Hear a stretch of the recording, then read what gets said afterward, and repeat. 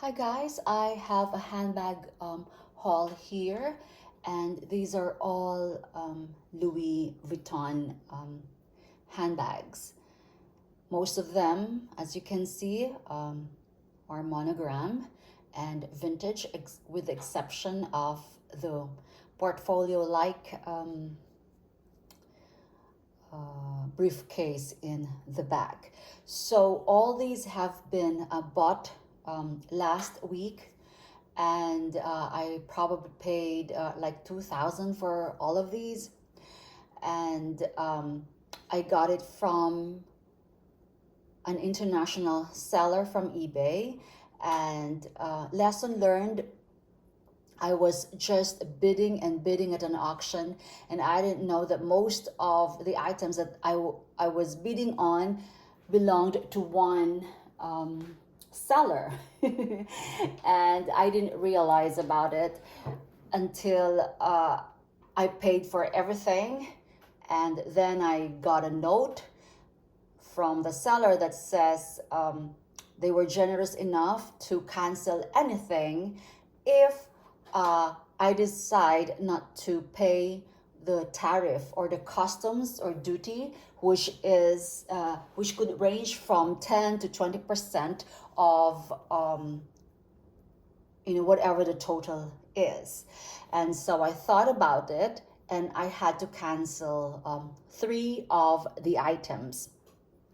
You get to learn each day, guys, because I have been ordering a lot of handbags internationally, and I never had to pay customs. I think the most expensive one that I ordered before was like less than $800. So the threshold or border is $800. So if you go over $800, then that is the time you will be asked to pay. Okay, so I had to cancel 3 of the items. Okay, so they refunded it to me right away, which was really a very prompt and very nice gesture on the part of the seller. And so my total on some items, so it would only be $800 plus. So I think I was only $12 over. So I said, okay, cancel the rest, so I will still be on the $800 threshold. And that's what I thought, so of course. And then it was immediately shipped via DHL. And so I had to research, guys. There was no guidelines.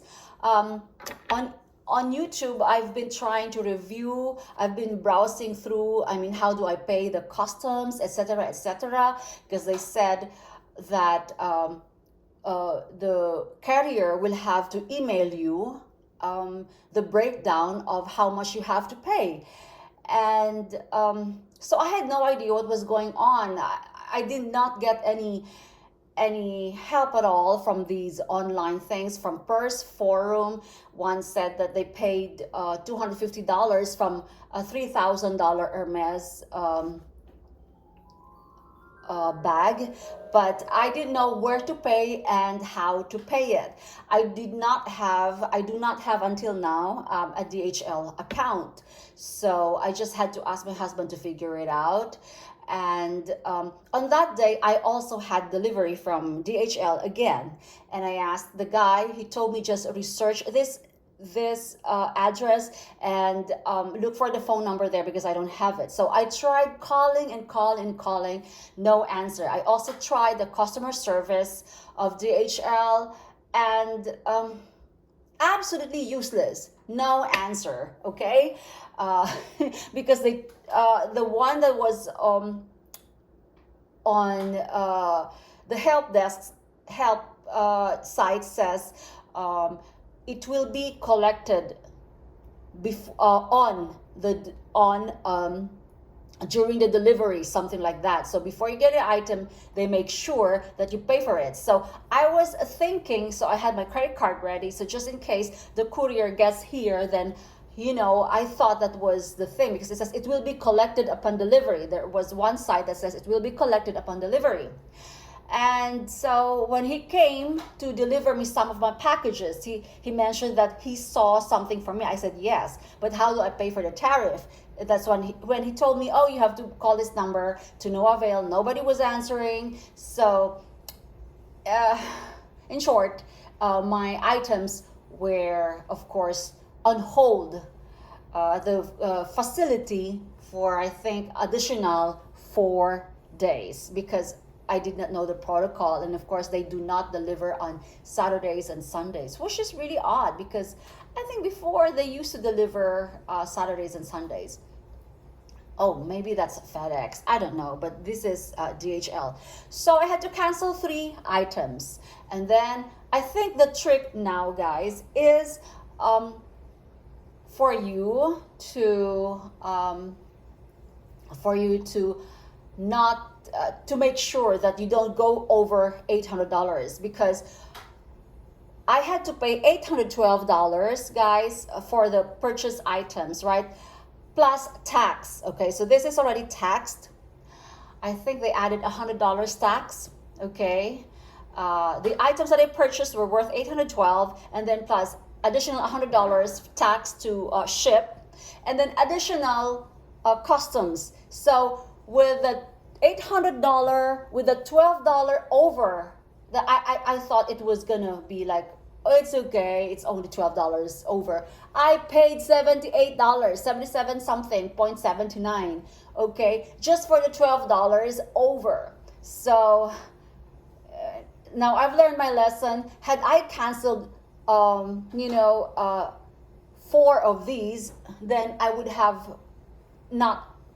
not have paid it at all. So yeah, so I don't think. And I think the prices that I paid there, they were pretty expensive, steep, I would say. So I'm not sure if it's a good buy.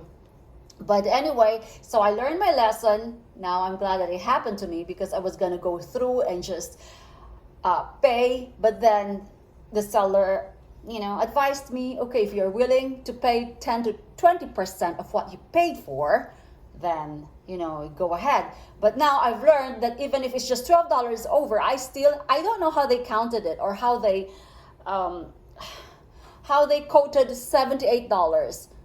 How can that be $78? Because I think they had an additional handling fee. I don't know. I don't care anymore. But anyway, I've learned my lesson. So that's still $77 over my budget. So just for the tax and the shipping, I paid less than $200 for 3 items. So I don't think that's really, really practical or clever. So you just have to make sure that you do not go over $800. Okay, so that's my lesson. I guess regardless if it's 801, I would still have to pay $77 because of the handling.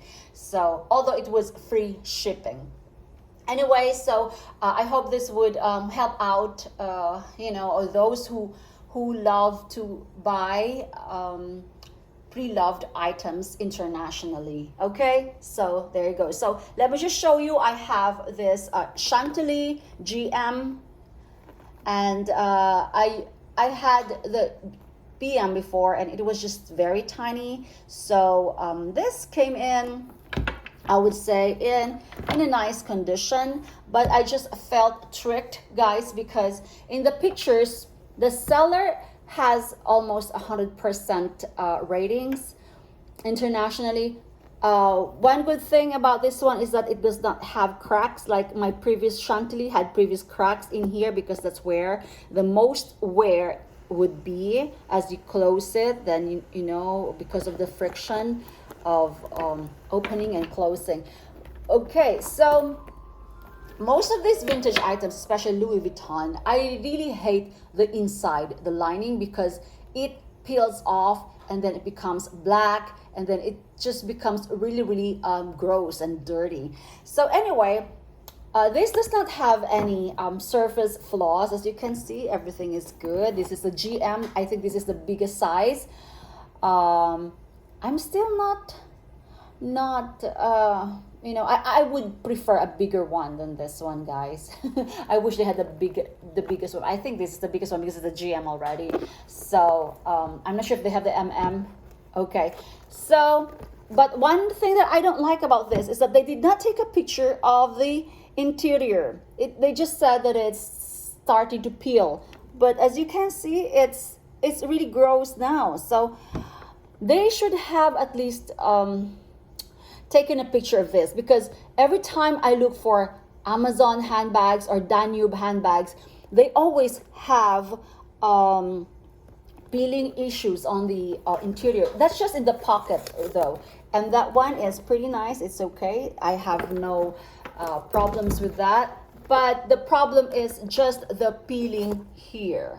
So and I have looked at a lot of Chantilly's, and that's the problem. So I was thinking this would be in a decent shape inside, but it's peeling, so I'm not sure if I'm gonna keep it. I might as well just keep it. I don't know. For as long as, you know, there are no, it's not that bad, the crack here. It's just a very, very tiny one, but it's okay here. This is tolerable. Next would be, this was part of the, this is the GM bucket. I've owned this in the PM size as well. I've owned a lot of Louis Vuittons in the past, but for some reason I just cannot hold on to a single Louis Vuitton. I always end up consigning or selling, or, you know, selling them to my sisters and all that. So, okay, so this is a vintage GM, and this looks okay. It does not have any tearing on the sides. But of course, as you can see, there's a lot of use here, watermarks, stains, and all that. But my problem here is that though they're in good shape, actually, the color hasn't turned into that very, very dark brown. However, it has a tearing on, where are they? Like here. See, there's tearing on those parts. So I'm not sure if I am going to look at that. See, I am not sure if I'm going to return this, because they just said in the description that there's some cracks, but I think the cracks are really, really bad. But what I appreciate about this handbag is that handbags in this style, they tend to have cracks or entire peeling on the inside, but this is really, really nice, in immaculate condition. That's why I was so impressed. I was so looking forward to this bag. This got me excited, but then when I saw the, you know, the condition of the straps, I'm just a little bit, you know. So anyway, the seller do accept returns. So as you can see, there's absolutely nothing wrong here. It's perfect, which is really, really nice. So I'm thinking about it. I'm trying to weigh the pros and cons. I don't know. I don't know if I have to look at that. So it's really, really worn. So I think maybe I have to return that. I'm not sure, because I really don't like that. It has severe cracks. Next is this Speedy 35. I've owned this Speedy in PM, and not PM, in 30, in 35, and I've also owned the Speedy with the straps, because I haven't been just focusing on Louis Vuitton. So I've been, focusing on a lot of handbags, purchasing handbags. As you can see, my channel is saturated with Fendi's, Dior's, Balenciaga's, YSL. So, rarely YSL though, but I have a lot of handbags, handbag brands that I usually feature, not just Louis Vuitton. So I've outgrown that phase where I was just buying and buying Louis Vuittons. So this is a Speedy 35, and I think this is okay. I don't have any problems. It's okay. Inside of the bag is clean, as you can see. It's clean, so it doesn't have any or storage smell or any of that. This was in 1994 and there are no cracks, so I think this is okay. This is okay. I will keep this. Next would be this Alma. I love Alma, guys. I've owned this several times and I've also owned the Damier Ebene, but I've sold that. My regrets. Anyway, I do have regrets selling that, but this is Alma PM, and it's okay. It's not that gross or anything. It's quite actually acceptable. But this handbag has marks like darkening here, so I really don't know how to do that. I tried magic eraser. I know magic eraser is a little bit abrasive, so I don't know, maybe I will have to bring this to my cobbler and find out if he could remove that. But I know they do charge. The last time they charged like $85 to clean, so I'm not sure that was years and years ago. So absolutely nothing wrong with this handbag, as you can see, except for that, for the very, very black staining. I don't know what kind of, it's like, what the hell is that? I don't know what that is, guys. So everything is perfect on the inside, so I don't need to show you that. And now, of course, I am going to, as I've told you guys, whenever I order things, I do not actually focus on the size of the bag. I thought this was just a crossbody horizontal, because they have a version of a crossbody. They call it a mat. They call this a mat bag. They had it absolutely half this size, so which is like a camera bag thingy, but it's called matte crossbody. Okay, so I thought this was just a little wider than that, but guys, when I got it, this is a laptop bag. I would say this is a laptop bag. As you can see that it has shoulder padding, and I think the leather is called a matte. They call it matte. It's like vernis, but not the matte vernis. Okay, but guys, I am going to return this because aside from the fact that I do not work, I am not going to use this at all. My bad, I did not check the measurements. And this was expensive, and this came in like this. See, it had lifting issues here and so that's really, really ugly. So, and major damage. So I'm going to return this. So inside is perfectly fine, but no.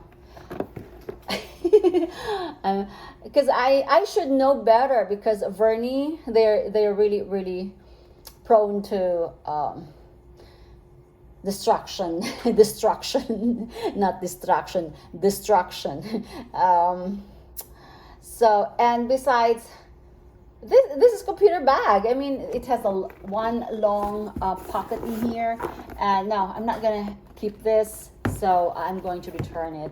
So guys, in these bags, I think cost me like $2,000, and I'm going to return this. So yeah, and maybe this one as well, because I just can't deal with the cracking. So there you go, guys. This one, I think it's okay. I can just live with the interior peeling off, because most of them have peeled interior anyway. So yeah, most of the bags that are Chantilly, they have that kind of problem. They have that problem, especially Danube and Amazon bags. They just have peeling issues, guys. So there you go. Yeah, so either those two or these three, and I will keep the two. So we'll see about that. Now I'm really upset, but anyway, because at least they should have um, they did not, they took a picture of this on all sides, but not the interior that was peeling. So that was kind of deceptive. So there you go. Okay, bye.